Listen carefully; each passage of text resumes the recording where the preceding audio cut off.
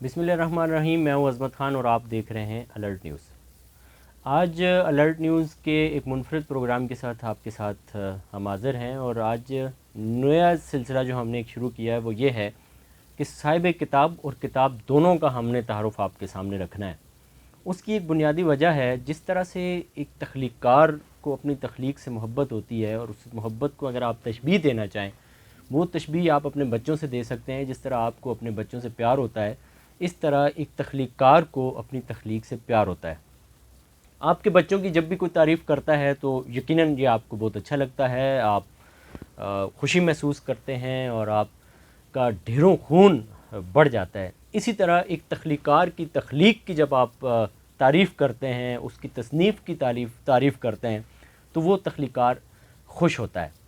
اور اس موجودہ ٹیکنالوجی کی دور میں یقیناً ہر چیز موبائل پہ آ گئی ہے، ای مارکیٹنگ شروع ہو گئی ہے، ای کرنسی شروع ہو گئی ہے، مطلب ہر چیز آپ کو اویلیبل ہے انٹرنیٹ پہ.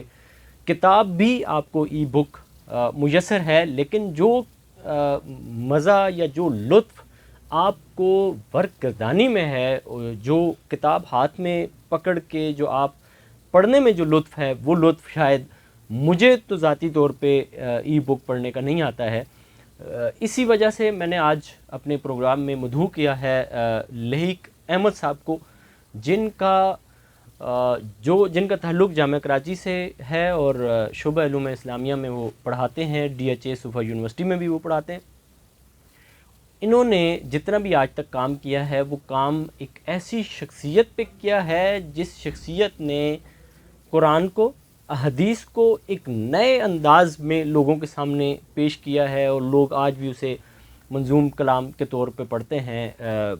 حق بہو کا ایک منفرد سلسلہ ہے، جھنگ کے اندر ان کا مزار ہے اور بہترین کام ان پہ ہو رہا ہے. لیکن میں سمجھتا ہوں لہیق احمد صاحب نے جتنا ان پہ کام کیا ہے وہ قابل ستائش بھی ہے، قابل تعریف بھی ہے. نیا رنگ اس کو دیا ہے، اس کو لوگوں کے سامنے لایا. لوگ سمجھتے ہیں کہ حق بہو رحمہ اللہ کی ایک ہی الف اللہ چمبے دی بوٹی، اس طرح کی چیزیں آپ نے سنی ہوں گی.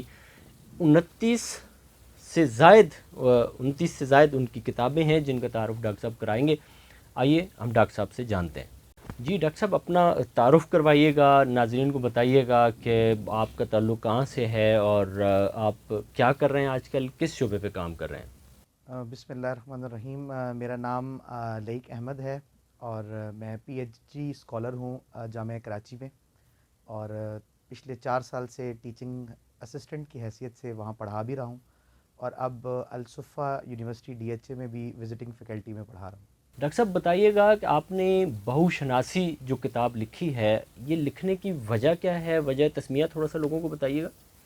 اصل میں میری صوفیہ کرام سے بہت عقیدت ہے، اور صوفیہ کرام میں جب میں نے حضور سلطان العارفین حضرت سخی سلطان باہو رحمۃ اللہ علیہ کو پڑھنا شروع کیا تو وہ عقیدت اور بھی بڑھ گئی. اس کی وجہ یہ ہے کہ ہمارے ہاں پر جو لوگ بھی تصوف سے منسلک ہوتے ہیں یا کچھ سلاسل سے منسلک ہوتے ہیں، وہ صرف بزرگوں کی کرامتیں بیان کرتے ہیں، لیکن اصل میں صوفیہ کرام کی جو تعلیمات ہیں وہ کوئی بھی نہیں پڑھتا. یعنی امام غزالی رحمۃ اللہ علیہ نے احیاء العلوم میں کیا لکھا ہے، سیدنا شیخ عبد القادر جیلانی رحمۃ اللہ علیہ نے اپنی کتاب سر الاسرار میں کیا لکھا ہے، الفتح الربانی میں کیا لکھا ہے، فتح الغیب میں کیا لکھا ہے، یا مجدد الافسانی رحمۃ اللہ علیہ کے مکتوبات میں کیا بات بیان ہوئی ہے، یا اسی طریقے سے علی حجویری رحمۃ اللہ علیہ کی کشف المحجوب میں کن نکات کا تذکرہ ہے. تو جو صوفیہ کرام کی تعلیمات ہیں ہم اس پر نہیں جاتے، اور اسی طریقے سے ہمارے ہاں پر صرف کرامتوں کا تذکرہ رہتا ہے.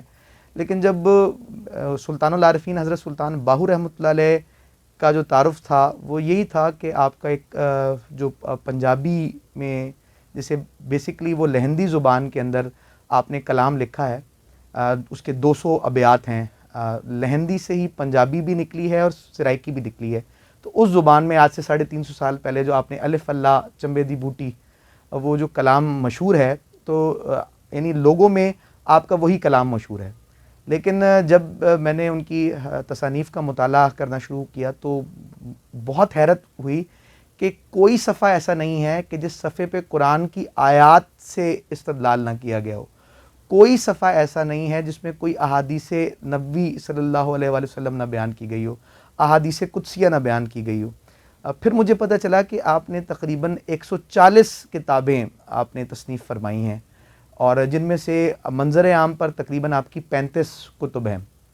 تو ان میں زیادہ تر جن کتب سے میں استفادہ کر سکا وہ 28 کتب ہیں جو فارسی متن کے ساتھ دیکھنے کا موقع ملا۔ تو پتہ چلا کہ حضرت سلطان باہو رحمۃ اللہ علیہ بہت بڑی علمی شخصیت ہیں، اور آپ کی تصانیف میں علم فلسفہ کے بہت سے نقاط بکھرے ہوئے ہیں، علم فقہ کے بہت سے نقاط بکھرے ہوئے ہیں۔ بیسکلی آپ کی جو تعلیمات کا جو محور و مرکز ہے وہ طالبان مولا ہی ہیں، یعنی آپ نے اپنی تصانیف قرب الہی کو کیسے حاصل کیا جا سکتا ہے، معرفت الہی کو حاصل کیسے کیا جا سکتا ہے، کیونکہ ساری کتابیں آپ کے علم تصوف کے موضوع پر ہیں، کیونکہ آپ کو پتہ ہے علم فقہ کا موضوع عبادت و معاملات ہیں، اسی طریقے سے آپ علم الکلام کے اندر عقیدے پہ بات ہوتی ہے، تو اسی طریقے سے علم تصوف میں جو احسان جسے کہا گیا حدیث پاک میں ہے کہ الاحسان ان تعبد اللہ کانک تراہ فإن لم تکن تراہ فإنہ یراک، مرتبہ احسان یہ ہے کہ تم اس طرح عبادت کرو گویا تم اللہ کو دیکھ رہے ہو، اگر یہ نہ ہو تو اتنا ضرور ہو کہ وہ تمہیں دیکھ رہا ہے۔ تو تصوف کے دو ہی بنیادی نقاط ہیں، ایک تو یہ ہے کہ اللہ تک کیسے پہنچا جا سکتا ہے، اللہ تعالیٰ کا قرب کیسے حاصل کیا جا سکتا ہے، اور اپنے اخلاق کو اعلیٰ سے اعلیٰ کیسے کیا جا سکتا ہے۔ تو آپ کی بیسکلی تعلیمات تو علم تصوف پر ہیں، لیکن اس کے اندر بے شمار علوم جو ہے وہ موجود ہیں۔ تو تقریباً جو 28 کتب سے میں استفادہ کر سکا، اس کا مطالعہ زیر مطالعہ رہا، تو پتہ چلا کہ ایک کتاب میں، مثال کے طور پر آپ کی ایک کتاب ہے محق الفقر۔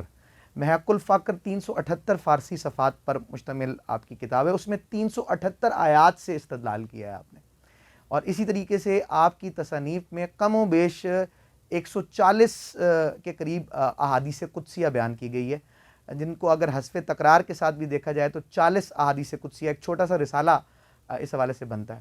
تو آپ کی تعلیمات کا جو محور و مرکز ہے وہ شریعت ہے۔ آپ فرماتے ہیں ہر مراتب الشریعت یافتم، پیشوائے خود شریعت ساختم، کہ میں نے ہر مرتبہ شریعت کے ذریعے حاصل کیا اور شریعت کو اپنا پیشوا بنا کے رکھا۔ وہ فرماتے ہیں کہ جو لوگ بھی تصوف کا راہی بنے اور سلک سلوک کے رستے میں آئے، اگر وہ قرآن و سنت کے خلاف کوئی عمل کرتا ہے تو اس کی دین میں کوئی حیثیت نہیں ہے۔ وہ بارہا یہ روایت اپنی کتاب میں بیان کرتے ہیں کہ کلو طریقۃ ردتھا الشریعہ فہی زندیقہ، ہر وہ طریقہ جسے شریعت رد کر دے وہ بے دینی ہے۔ تو وہ ہر ایسے قول و فعل کا انکار کرتے ہیں جو قرآن و سنت سے باہر ہے، اور وہ علم تصوف کو اس طرح بیان کرتے ہیں کہ وہ ہر اپنی بات کو پیش کرتے ہوئے کسی نہ کسی آیت سے، کسی حدیث سے، کسی احادیث قدسیہ سے استدلال کرتے ہیں۔ تو یہ مجھے بڑا ایک شوق پیدا ہوا کہ میں حضور سلطان العارفین رحمۃ اللہ علیہ پر تحقیق کروں، تاکہ جو 2 نمبر لوگ تصوف کو بگاڑ کر پیش کرتے ہیں، تو تصوف کی جو اصل تعلیمات ہیں کہ جس میں کرامت پیچھے رہ جاتی ہے، استقامت آگے ہوتی ہے، یعنی آپ فرماتے ہیں کہ کرامت تصوف کا مقصود نہیں ہے، مقامت تصوف کا مقصود نہیں ہے، بلکہ استقامت ہے، اور استقامت کتاب و سنت کی اتباع ہے۔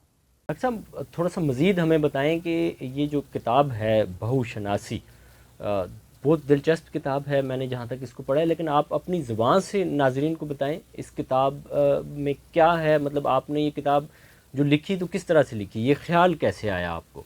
حضرت سلطان باہو رحمۃ اللہ علیہ یہ فرماتے ہیں کہ بہت سے لوگ جو ہیں وہ صرف ظاہر تک محدود رہ جاتے ہیں، جبکہ دین صرف ظاہر تک محدود ہونے کا نام نہیں ہے۔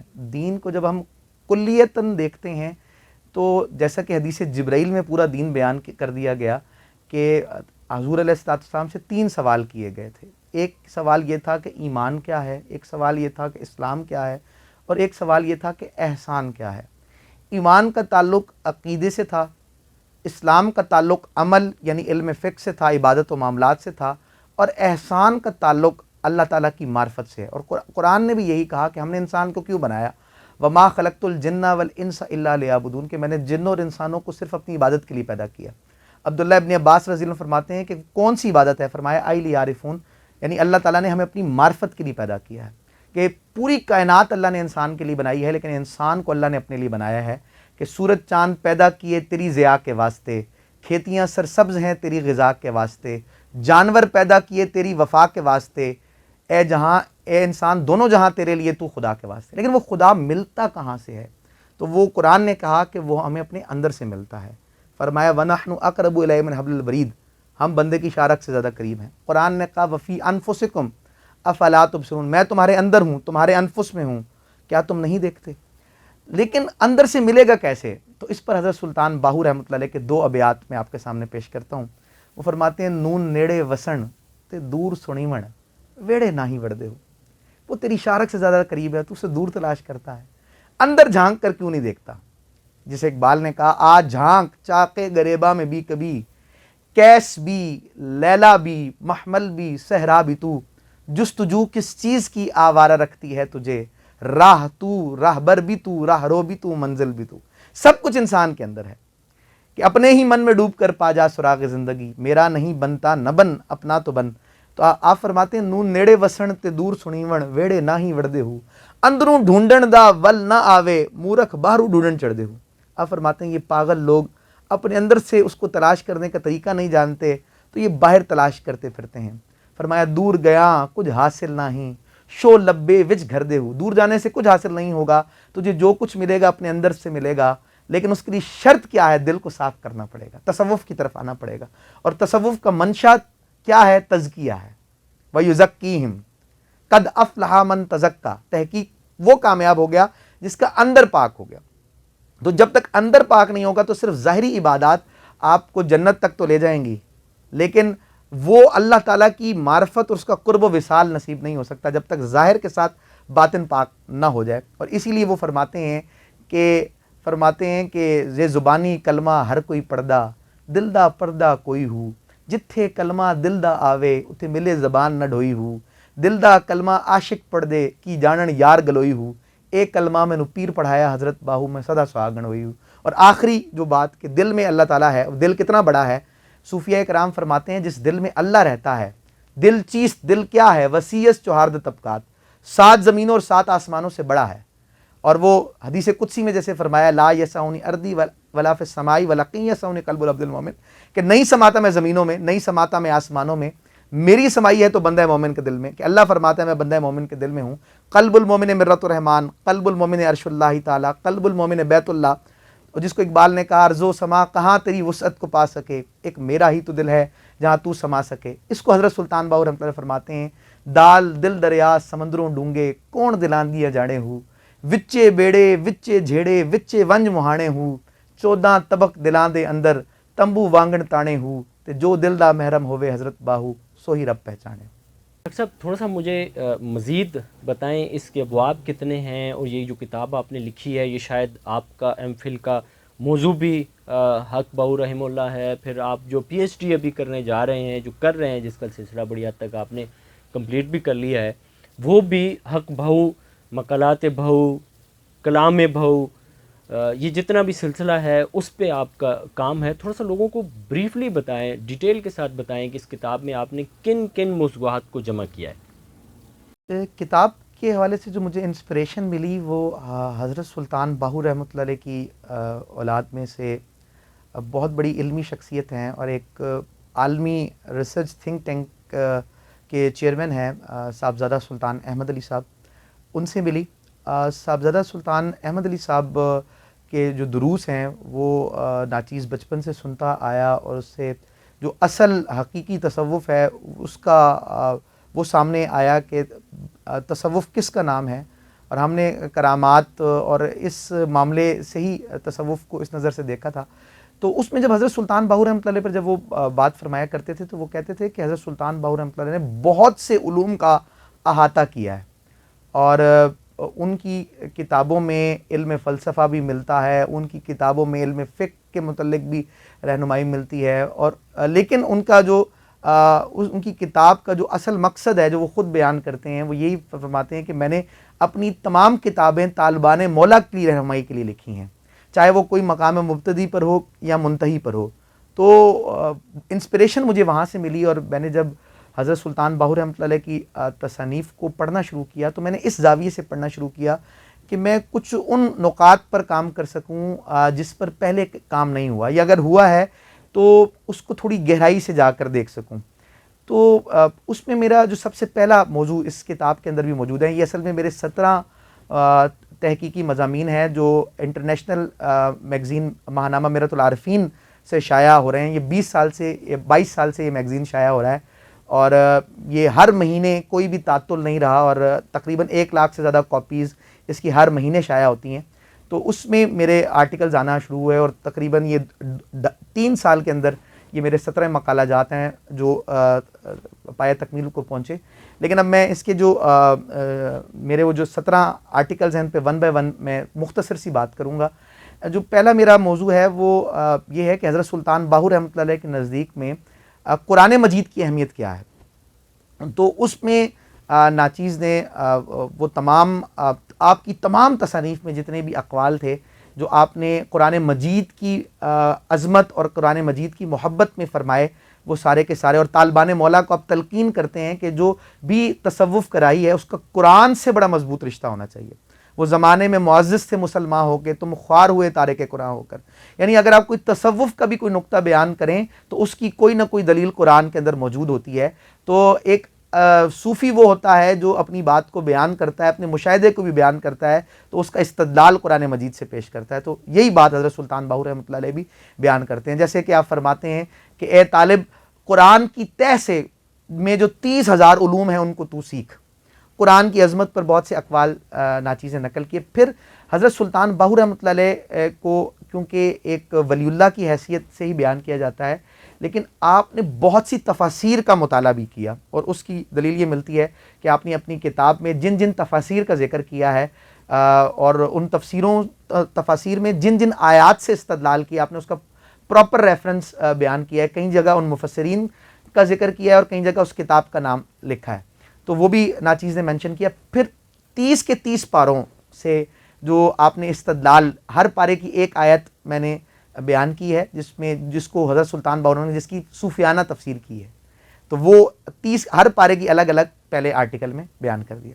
دوسرا جو آرٹیکل ہے وہ حضور علیہ الصلوۃ والسلام آپ کی ذات اقدس کے حوالے سے ہے کہ حضرت سلطان باہو رحمۃ اللہ علیہ کا جو والہانہ محبت ہے آقا پاک علیہ الصلوۃ والسلام سے, تو اس پر مختلف نکات بیان کیے ہیں کہ آپ اس پہ مختلف آپ کی تصانیف کا مطالعہ کرنے کے بعد جو عنوانات بن سکتے تھے اس کے تحت اس کو پیش کیا ہے. یعنی آپ نے حضور علیہ الصلوۃ والسلام پہ جب درود و سلام کے فضائل کو آپ بیان کرتے ہیں تو کیسے آپ بیان فرماتے ہیں. آپ مجلس محمدی صلی اللہ علیہ وسلم کی حضوری پہ بات کرتے ہیں تو آپ کیسے اس کو بیان فرماتے ہیں. اسی طریقے سے اسم محمد صلی اللہ علیہ وآلہ وسلم کے فضائل پہ گفتگو کرتے ہیں تو آپ کیسے کرتے ہیں. پھر اسی طریقے سے فارسی اشعار, یعنی ہمارے ہاں پر تو آپ کے لہندی اشعار جو ہے وہی مشہور ہیں, لیکن آپ کی اشعار کی ایک بہت بڑی تعداد جو ہے وہ فارسی کے اندر ہے, جو آپ کی ہر کتاب کے ہر صفحے پر آپ کو کوئی نہ کوئی فارسی شعر ملے گا.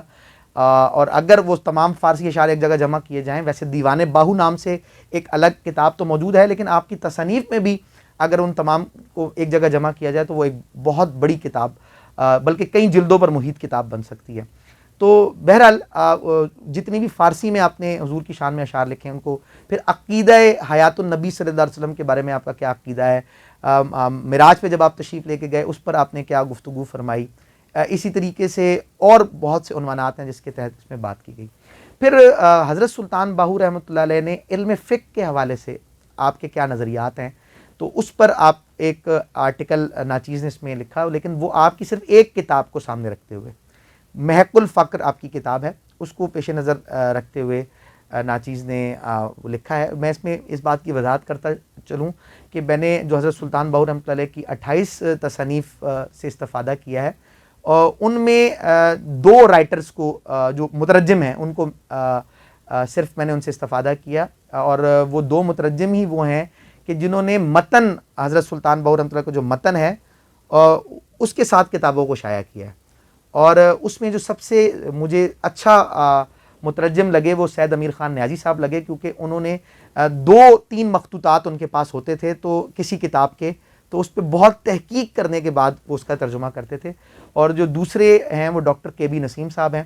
ڈاکٹر کے بی نسیم صاحب جو ہیں وہ پرشین ڈپارٹمنٹ کے غالباً چیئرمین تھے, اور انہوں نے حضرت سلطان باہو رحمۃ اللہ کی 28 تصانیف کا اردو ترجمہ بھی کیا اور انگلش ترجمہ بھی کیا, جو آپ کو انٹرنیٹ پر بھی اویلیبل ملتا ہے, لیکن انہوں نے فارسی متن کے ساتھ بہرحال تو ان تمام تصانیف سے استفادہ کیا ہے.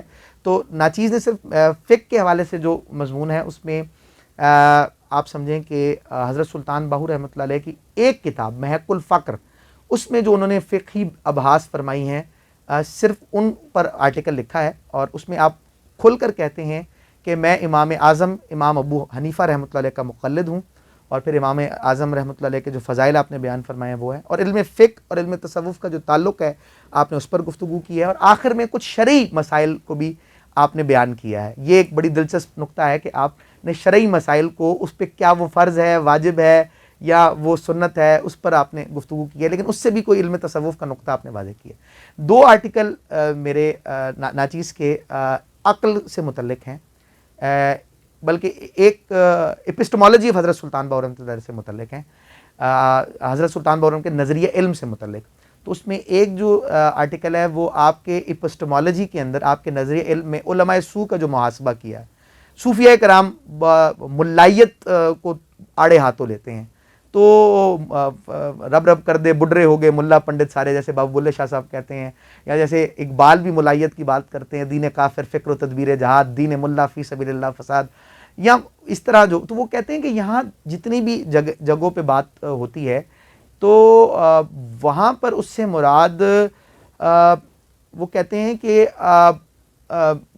علماء کرام نہیں ہیں. علماء کرام کی بہت عزت کی ہے صوفیہ کرام نے، اور انہیں انبیاء کا وارث کہا ہے. یہ علماء سو کی بات کی جا رہی ہے کہ جو بادشاہ وقت کا قرب چاہتے ہیں، جو جیسے سلطان باہو رحمۃ فرماتے ہیں جتھے ویکھن چنگا چوکھا پڑھن کلام سوائی ہو، جہاں کوئی دیکھیں کہ کوئی صاحب ثروت ہے تو وہاں وہ لے میں قرآن پڑھتے ہیں، یا یعنی وہ ایک ظاہری فائدہ لینا چاہتے ہیں، جو تکبر کرتے ہیں، جو اپنے علم کے اوپر جو ہے وہ عجز و انکساری نہیں کرتے بلکہ تکبر کی راہ اختیار. تو اس پر ایک پورا آپ کے جو آپ کا جو پنجابی کلام ہے اس میں آپ نے کہاں اس جہت پہ بات کی، اس پر بات ہے. پھر مختصر اگر آؤں تو ایک آرٹیکل آپ کی اپسٹمالوجی کے اندر جو آپ کے نظریہ علم میں عقل کی بحث ہے کہ وہ عقل کیا ہے. تو ایک جو سلطان باہو فرماتے ہیں ایک عقل جز ہے، ایک عقل کل ہے. یہ فلسافیکل ڈیبیٹ ہے کہ گریک کے اندر بھی اور پھر جو ماڈرن فلسفی ہے اس کے اندر بھی جو عقل کی بحث ہے اس کو ریلیٹ کیا ہے حضرت سلطان باہو رحمۃ اللہ کے نظریہ علم کے ساتھ. پھر ایک موضوع جو ہے وہ طالبان مولا خواتین کے اوپر ہے کہ طالبان مولا خواتین، یعنی ہمیں طالبان مولا زیادہ تر مرد بتائے جاتے ہیں، لیکن بہت سی ایسی طالبان مولا خواتین ہیں جن کا ذکر ہمیں اسلاف کی کتب میں ملتا ہے. تو حضرت سلطان باہو رحمۃ اللہ نے اپنی کتابوں میں کن کن خواتین کو ایک رول ماڈل کی طرح پیش کیا. تو زیادہ تذکرہ آپ کی تصانیف میں سیدہ کائنات سیدہ فاطمہ الزہرا سلام اللہ علیہا آپ سے متعلق ہے.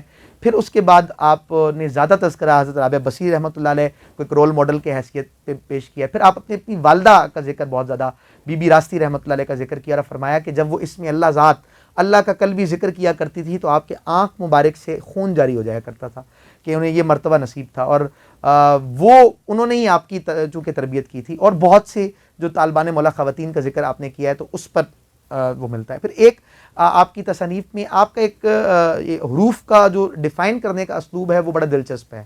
یعنی آپ کہتے ہیں علم کے 3 حروف ہیں، عین لام میم.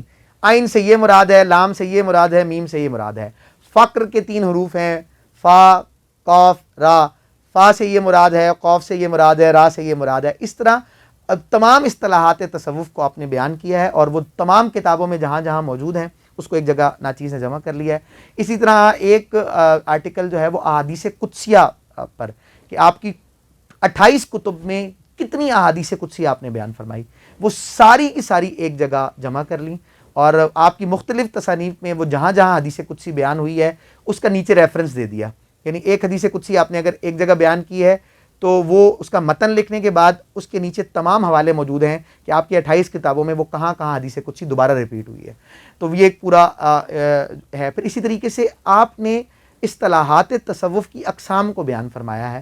تو ناچیز نے اس پر بھی کام کیا ہے کہ جس طرح آپ فرماتے ہیں علم کی اتنی اقسام ہے، عمل کی اتنی اقسام ہے، فقر کی اتنی اقسام ہے، تصوف کی اتنی اقسام ہے، اسی طریقے سے آپ فقیر کی اتنی اقسام ہیں. تو جتنی بھی اقسام پر بات کی ہے اس کو ایک جگہ ہے. پھر آپ کی تصانیف میں جو سانپ کا تمثیلی ذکر ہے وہ کس کس جہت میں بیان ہوا ہے وہ ایک آرٹیکل میں بیان ہوا ہے. اسی طرح جو لطائف ستہ ہیں یعنی جب آپ قرب الہی کی طرف بڑھتے ہیں تو نفسی، قلبی، روحی، سری، خفی، اخفا، آنا، یہ لطائف ستہ ہیں جو ہمارے اولیاء اللہ نے بیان کیے ہیں. اس لطائف ستہ کے معارف کیا کیا ہیں اس پر بھی بات ہوئی ہے. تو اسی طریقے سے ایک دو تین اور ہیں. تو یہ ٹوٹل 17 آرٹیکلز ہیں جس پر ناچیز نے پچھلے 3 سال میں کام کیا ہے. میرا ایم فل کا تھیسس بھی حضرت سلطان باہو رحمۃ اللہ علیہ پر ہے اور پی ایچ ڈی بھی ناچیز حضرت سلطان باہو رحمۃ اللہ کی ٹیچنگز پر کر رہا ہے. تو یہ مقصد بھی یہی ہے کہ لوگوں کو اصل تصوف سے آشنا کیا جائے. اور جو اصل تصوف ہے وہ صرف کرامت کا نام نہیں ہے، کرامت کا انکار نہیں ہے، لیکن وہ استقامت کی بات کرتے ہیں اور وہ قرآن و سنت کی اتباع کی بات کرتے ہیں. ناظرین بتائیے گا آپ کو ہمارا پروگرام کیسا لگا. ہم نے کتاب اور صاحب کتاب کا جو آپ کے سامنے حوالہ پیش کیا ہے، آپ کی نظر میں بھی اگر کوئی ایسی کتاب ہو، صاحب کتاب ہوں، تو ضرور ہم تک پہنچائیں. ہم انشاءاللہ ان کا تعارف بھی اپنے پروگرام میں پیش کریں گے. بہت شکریہ.